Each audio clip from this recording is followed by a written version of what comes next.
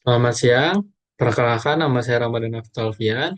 Dan saya Natasha Rowan Frederika Barua, yang pada kesempatan kali ini kami akan mempresentasikan hasil UTS kami dalam mata kuliah Business Intelligence dan Visualisasi Data, yang dimana kami mengangkat judul Perbandingan Performa Naive Bayes, Supervektor Mesin atau SVM, dan Indobert dalam klasifikasi kategori berita berbahasa Indonesia.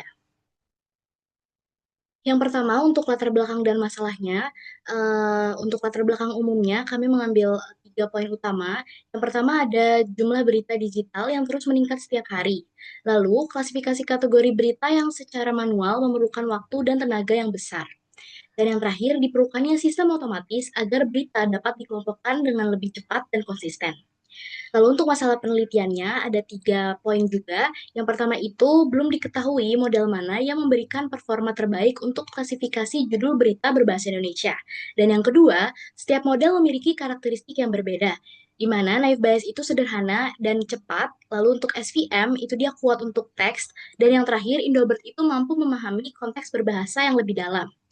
Lalu yang terakhir, perlu dilakukannya perbandingan untuk mengetahui model yang paling efektif pada dataset ini. Selanjutnya, kita masuk ke tujuan proyek. Tujuan utamanya adalah membangun sistem klasifikasi kategori berbasis NLP. Tujuan khususnya membandingkan performa Net Bias, SPM, dan Indobert. Target akhirnya menentukan model terbaik dalam klasifikasi berita Indonesia. Mengapa itu penting? Yang pertama, membantu pengelolaan berita secara otomatis, lalu mendukung pencarian informasi yang lebih relevan, dan yang terakhir menjadi dasar pemilihan model terbaik untuk klasifikasi teks berbahasa Indonesia. Selanjutnya, untuk data yang digunakan, untuk sumber datanya kami mengambil dataset publik dari Kaggle, yang dimana judulnya adalah Indonesia News Title Dataset. Untuk linknya sudah bisa diakses di PowerPoint. Lalu untuk jumlah dan jenis datanya, total datanya adalah 91.000 lebih data berita, yang dimana kolomnya ada date, URL, title, dan kategori. Lalu untuk kategorinya 9, yaitu finance, food, health, hot, inet, news, auto, sport, dan travel. Selanjutnya, ini adalah contoh data yang kami gunakan yang telah kita sebutkan sebelumnya. Nah, untuk model yang kami gunakan itu ada 3. Yang pertama itu adalah naive Bayes, di mana ini adalah model probabilistik berbasis teorema Bayes, dan dia cepat dan sederhana juga menggunakan TF-IDF, dan naive Bayes ini cocok sebagai baseline, tetapi dia kurang memahami konteks. Lalu yang kedua adalah model SVM. Ini adalah model klasifikasi berbasis hyperlink. Ini cocok untuk data teks yang berdimensi tinggi.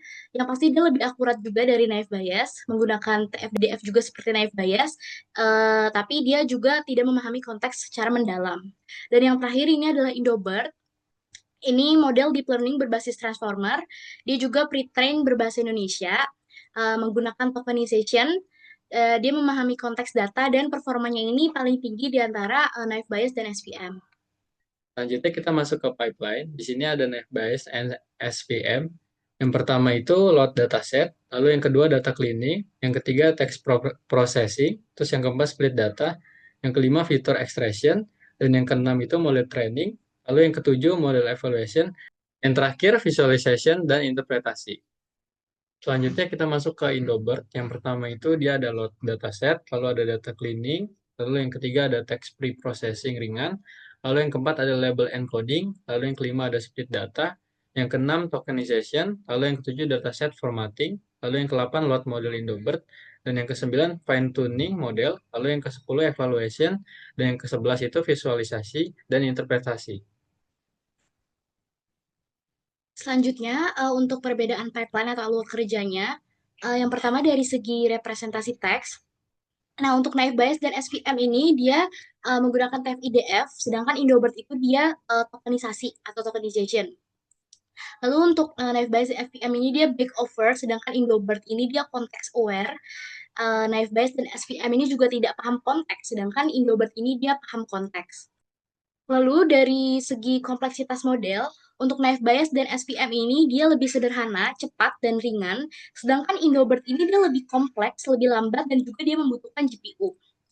Lalu dari segi cara belajar, kalau Naive Bayes atau SPM ini dia berdasarkan frekuensi kata, sedangkan Indobert ini dia berdasarkan konteks kata.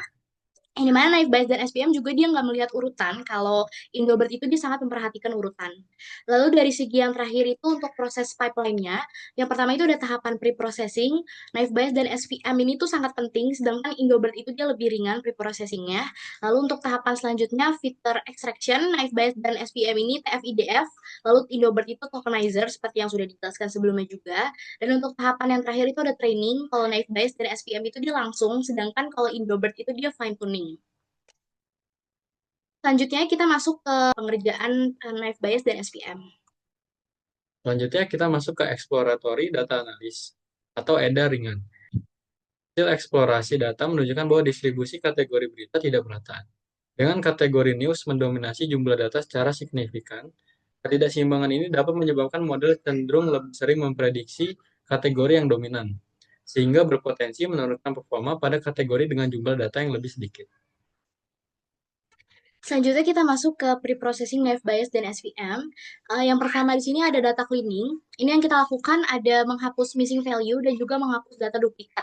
Yang mana jumlah data setelah di cleansing itu ada 90.920 dari awalnya itu 91.000 data. Lalu yang selanjutnya ada pre-processing text. Di sini kami melakukan lowercase atau menghilangkan semua teks kapital, lalu menghapus angka, menghapus tanda baca, dan juga normalisasi spasi.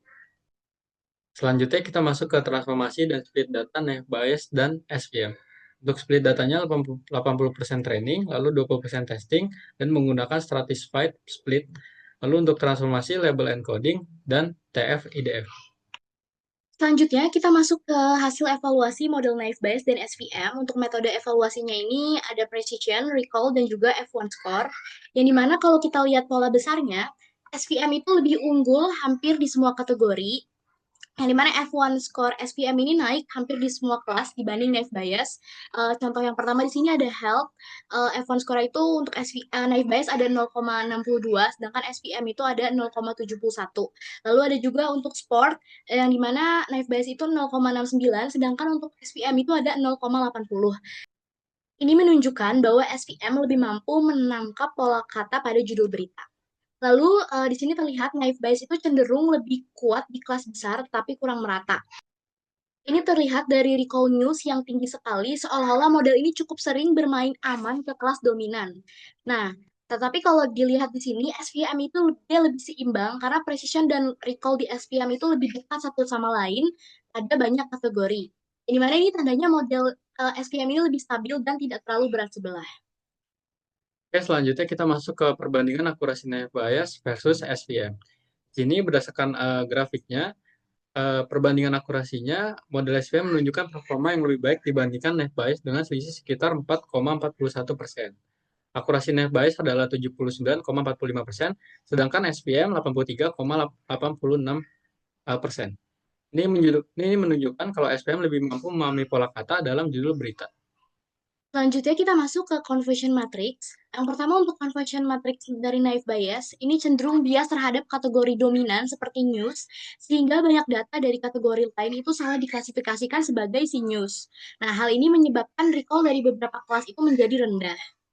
Lalu untuk conversion matrix SPM ini, terlihat bahwa SPM ini mampu mengurangi kesalahan klasifikasi ke kategori dominan seperti news dan memberikan hasil yang lebih seimbang pada seluruh kategori. Singkatnya, model SPM ini menunjukkan performa yang lebih baik dibandingkan Naive Bayes. Hal ini terlihat dari jumlah prediksi benar yang lebih tinggi daripada pada hampir seluruh kategori serta penurunan kesalahan klasifikasi, khususnya terhadap kategori yang dominan seperti news.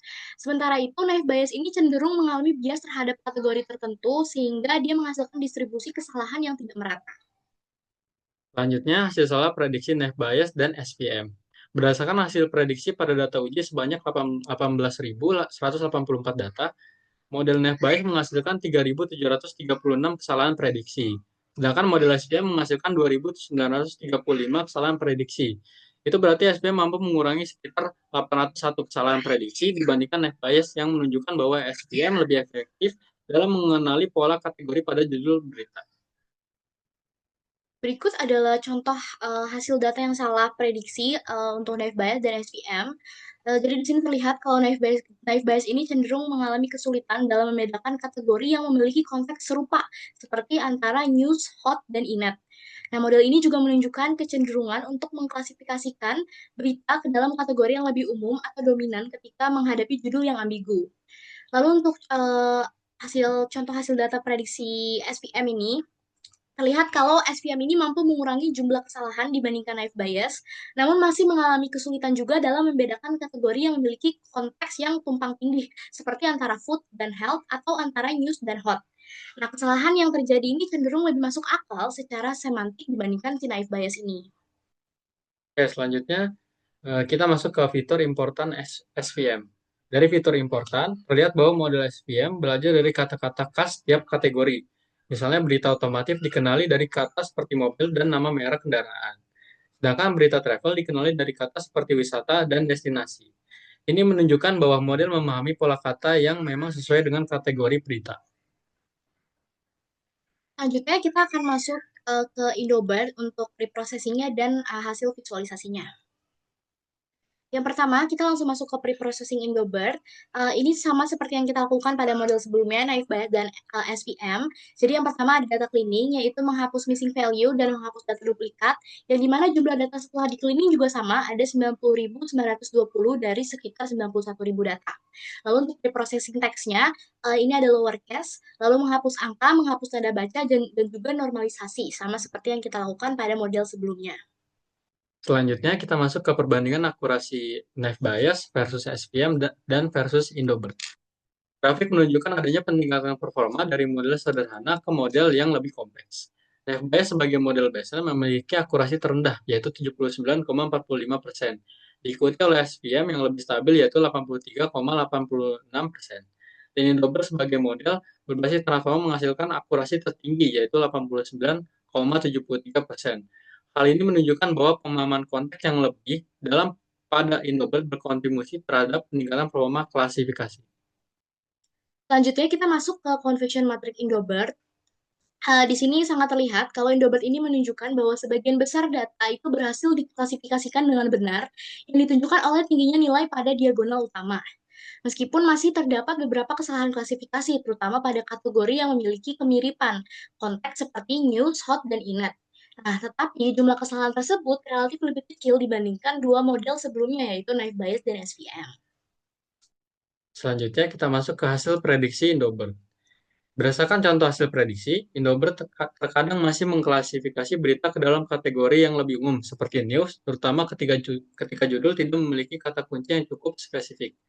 Selain itu, kesalahan juga terjadi pada kategori yang memiliki kedekatan semantik, seperti antara news, hot, dan inet. Meskipun demikian, kesalahan yang dihasilkan Indobird cenderung lebih logis dan kontekstual dibandingkan model sebelumnya. Sebagai kesimpulan, jawaban utamanya ketiga model yang telah dijelaskan sebelumnya itu berhasil menyelesaikan masalah klasifikasi berita. Lalu model terbaiknya itu jatuh kepada Indobird dengan akurasi 89,73%. Dan untuk kesimpulan akhirnya, ada 3 poin. Yang pertama, Indobird itu berhasil memberikan performa yang terbaik, lalu SVM ini cukup kuat sebagai model klasik, dan Naive Bayes ini sangat cocok untuk dijadikan baseline. Sekian dari kami, kurang lebihnya mohon maaf. Terima kasih.